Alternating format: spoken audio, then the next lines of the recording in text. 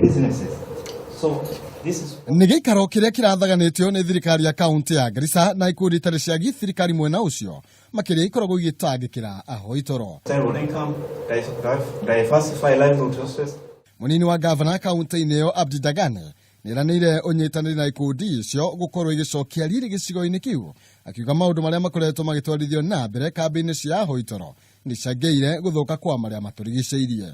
We accepted to host the refugees.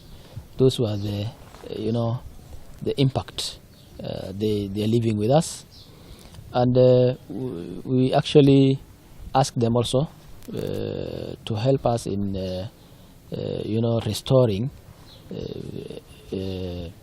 or reducing those environmental impact caused by hosting these refugees.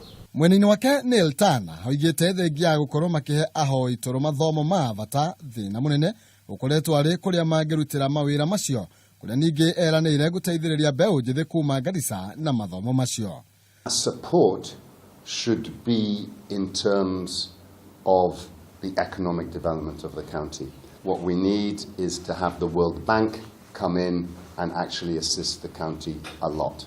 Thirikari ya Garissa irenda mbeu njithi kuma kaunti korwe kigirio tafara-ini iria itanyitwo guteithiriria ahoi toro matanyihiire 650 na mathomo ma mwanya.